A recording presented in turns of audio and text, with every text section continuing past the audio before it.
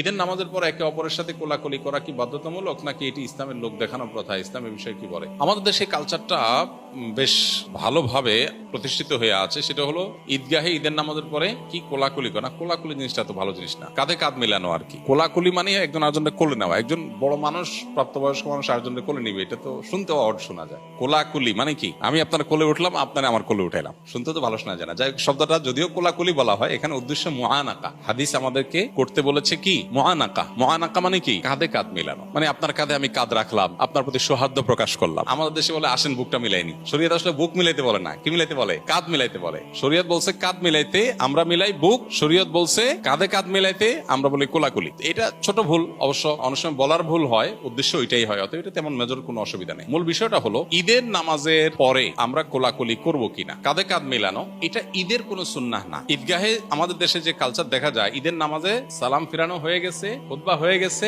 এবার উঠে সবাই কি শুরু করে, পুরা ঈদগাহ সবাই সবার কোলে নেয়, মানে মুআনাকা করে, কাঁধে কাঁধ মিলে। আচ্ছা, তো এইটা ঈদের সুন্নাহ না, তবে সাক্ষাতের সুন্নাহ। এটা ঠিক যে আমাদের দেশে গ্রামে হোক শহরে হোক ঈদগাহে অনেক মানুষের সাথে অনেকদিন পরে দেখা হয়। বিশেষ করে গ্রামে যারা ঈদ করেন তারা তো জানেন যে ঢাকা থেকে, চিটাগাং থেকে, বিভিন্ন জায়গা থেকে, দেশ থেকে, বিদেশ থেকে মানুষজন ঈদগাহে, কয়েক গ্রামের মানুষ, কয়েক মহল্লার মানুষ একসাথ হয়। এই যে একসাথ হয়, তখন কি হয়, আরে ভাই আসছো, তখন সে মুআনাকা করে, কাঁধে কাঁধ মিলায়, এটা ঠিক আছে। কিন্তু আপনি বাসা থেকে একসাথে গেছেন, গা ঘেঁষতে ঘেঁষতে গেছেন ঈদগাহে, একসাথে বসে ঈদের নামাজও পড়ছেন, ততক্ষণ আপনার সাক্ষাৎ করার দরকার হলো না। ঈদের নামাজ শেষ হলে উঠে আপনি এবার মুআনাকা শুরু করে দিলেন। এটা মূলত ঈদের সুন্নত না। তারপরেও আমাদের ঈদের কালচারে পরিণত হয়েছে এটা। মুআনাকার সুন্নাহ মনে না করে জাস্ট ঈদের শুভেচ্ছা বিনিময়ের অংশ হিসাবে, সামাজিক কৃষ্টি হিসাবে, কেউ কারোর সাথে হাসি মুখে সাক্ষাতের অংশ হিসাবে জাস্ট ঈদের কালচার হিসাবে কেউ করতে চায়, তো সেটা সুন্নাহ মনে না করলে, মুআনাকা মনে না করলে, এমনি একজন আরেকজনের সাথে হাত মিলানো, বিভিন্নভাবে সৌহার্দ্য প্রকাশ করা, সৌহার্দ্য প্রকাশ, সম্প্রীতি প্রকাশ হিসাবে যদি হয়, সেটা একটা লেভেল পর্যন্ত